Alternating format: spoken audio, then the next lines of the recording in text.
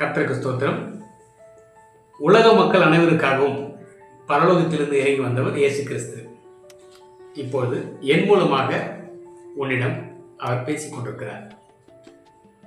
கண்கள் இருந்தும் பார்க்காதவர்கள், காதுகள் இருந்தும் கேட்காதவர்கள், அவர்களுக்காக இந்த வீடியோ அல்ல. பொதுவாக எல்லாரையும் கேட்டிங்கன்னா என்ன சொல்லுவான்னு கேட்டிங்கன்னா, நான் இவரை போல் ஆகணும், நான் அவரை போல் ஆகணும், நான் இது போல் ஆகணும். ஒரு கிரிக்கெட் ஆடணும் பையன் கேட்டிங்கன்னா என்னடா உங்களுக்கு வேணும்னு கேட்டால், நான் சச்சின் மாதிரி ஆகணும். அதுக்கப்புறம் கொஞ்சம் மியூசிக்கில் இருக்கான், என்னப்பா வேணும், இளையராஜா மாதிரி ஒரு பெரிய மியூசிஷியன் ஆகணும், ஏஆர் ரஹ்மான் மாதிரி ஒரு பெரிய மியூசிக் டைரக்டர் ஆகணும். எல்லாருமே அந்த டாப் லெவலில் இருக்கிற ஒரு ஆளை தான் ஆசைப்பட்டு அந்த மாதிரி ஆகணும்னு ஆசைப்படுறோம். ஏன் ஆசைப்படுறோம்? இவரை மாதிரி ஆகணும், அவ்வளோ மாதிரி ஆகணும். எல்லாமே ஒருத்தர் பார்த்து பார்த்து பார்த்து பார்த்து தான் வாழ்க்கையில் நம்ம அந்த மாதிரி ஆகணுன்ற ஆசையை நமக்கு வருது. அப்போ ஆசைப்படுறது தப்பா?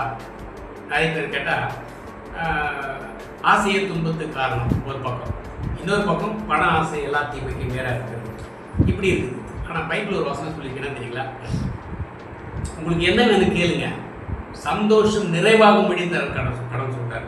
எப்படி? சந்தோஷம் நிறைவாகும்படி, உன் மன விருப்பத்தின்படி உன் வேண்டுதல்களை எல்லாம் அருள் செய்வார். வேண்டுதல்களை எல்லாம், எதை கேட்டாலும். அப்போ என்ன கேட்கலாம்? ஜீசஸ் கூட வாழ்ந்த காலத்தில் பார்த்தீங்கன்னா எல்லார்கிட்டையும் போகும்போது உனக்கு என்ன வேணும், நான் உனக்கு என்ன செய்யணும், அதை கேட்டு கேட்டு தான் செய்கிறார். சாலமோன் கூட பார்த்தீங்கன்னா பைபிளில் நான் உனக்கு என்ன கொடுக்கணும்னு கேட்குறாரு.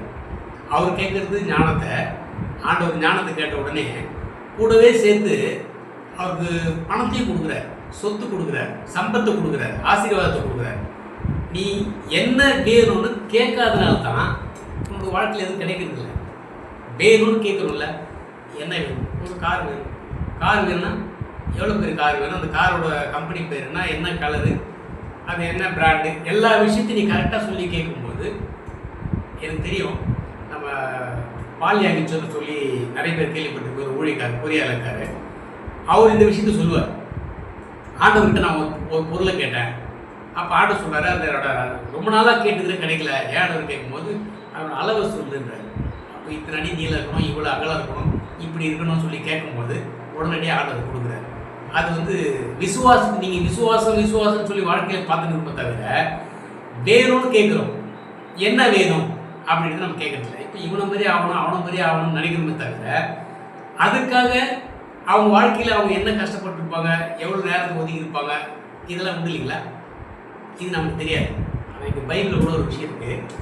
எலியாவின் தேவன் எங்கே அப்படின்னு எலிசா கேட்பார். அதுக்கு என்ன அர்த்தம் கேட்டிங்கன்னா, இப்போ கூட நிறைய பேர் ஜெபம் பண்ணுவாங்க, எலியாவின் தேவன், தாவீதின் குமாரன். இந்த வாசகங்களுக்கு என்ன அர்த்தம் கேட்டிங்கன்னா, அவங்களுக்கு செஞ்ச அற்புதத்தை எங்களுக்கு செய்யுங்க ஆண்டவரேன்னு சொல்லி நம்ம கேட்குறோம்.